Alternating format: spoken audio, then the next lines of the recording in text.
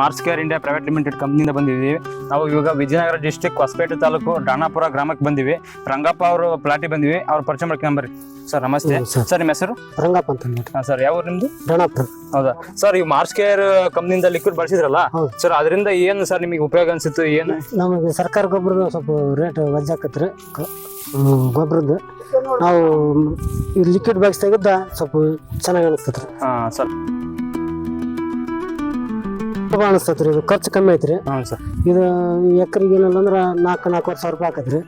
ಇದು 3 ಟೈಮ್ ಕೊಡ್ತಾರ್ರಿ. ಇದು ಯೂಸ್ ಮಾಡಿದ್ರೆ ನಮಗೆ ಬೆಳೆ ಚೆನ್ನಾಗಿ ಹೋಗತ್ರಿ. ಸರ್ ಫಸ್ಟಿಗೆ ಎಷ್ಟು ಖರ್ಚು ಮಾಡಿದ್ರಿ ಸರ್ ನೀವು? ನಾವು ಮುಂಚೆ ಅಂದ್ರೆ 2.5 ಎಕರೆಗೆ ಸ್ವಲ್ಪ ಹೆಚ್ಚಿಗೆ 30,000 ಆಕತ್ರಿ. ಇವಾಗ ಎಷ್ಟಾಗಿದೆ ಸರ್? ಈಗ 14,000 ಆಗೈತ್ರಿ. 14,000 ಅಂದ್ರೆ ಅರ್ಧಕ್ಕರ್ಧ ಉಳಿತಾಯ ಆಗುತ್ತೆ. ಅರ್ಧಕ್ಕರ್ಧ ಉಳಿತಾಯ. ಸರ್ ಹೆಂಗ ಇಳುವರಿ ಹೆಂಗ ಅನ್ಸುತ್ತೆ ಸರ್? ಅದಕ್ಕೆ ಚೆನ್ನಾಗಿ ಅನಿಸ್ತೈತ್ರಿ.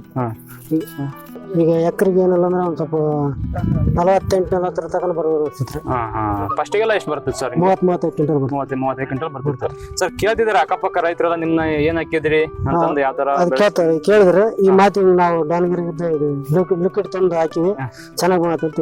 ಅಂದ್ರೆ ಸರ್ ಇದು ಯಾರು ಪರಿಚಯ ಮಾಡಿಸಿದ್ರು ಸರ್ ನಿಮಗೆ? ನಮ್ಮ ಮಾವ ಈರಣ್ಣ ಮಾವ ಅಂತಂದೇಳಿ ತಂದು ಯೂಸ್ ಮಾಡಿದ್ರು 1 2 ಎಕರೆಗೆ.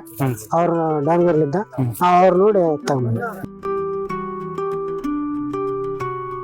ವರ್ಷಕ್ಕಿಂತ ವರ್ಷ ಚೆನ್ನಾಗೈತ್ರಿ. ಸರ್ಕಾರ ಗೊಬ್ಬರಕ್ಕೆ ಇದಕ್ಕೆ ಚೆನ್ನಾಗಿ ಕಾಣಿಸ್ತದೆ. ಇಂಡ್ಲು ಎಲ್ಲ ಚೆನ್ನಾಗಿ ಹೊಡಿತೀವಿ ಸರ್. ಅಂದ್ರೆ ರೋಗಗಳು ಎಲ್ಲ ಕಂಟ್ರೋಲ್ ಮಾಡ್ತೈತಾ? ರೋಗ ಎಣ್ಣೆ ಪಾನಿ ಯೂಸ್ ಮಾಡ್ದಲ್ರಿ.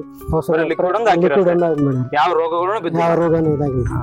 ಇಲ್ಲ ಅಕ್ಕಪಕ್ಕ ರೈತರು ಏನ್ ಹೇಳಕ್ ಕಷ್ಟಪಡ್ತೀರಿ ಸರ್ ನೀವು? ನಾವು ರೈತರು ಇದನ್ನ ಯೂಸ್ ಮಾಡ್ರಿ ಅಂತ ಹೇಳಿದ್ರು. ಅವ್ರು ಬಂದು 2-3 ಕೇಳಿದಾರೆ ಏನ್ ಯೂಸ್ ಮಾಡಿ. ಹಿಂಗೆ ಡ್ಯಾಂಗ್ ನಾವು ಲಿಕ್ವಿಡ್ ಯೂಸ್ ಮಾಡಿದ್ವಿ, ಚೆನ್ನಾಗಿ ಬಂತಂತ ಹೇಳಿದ್ವಿ.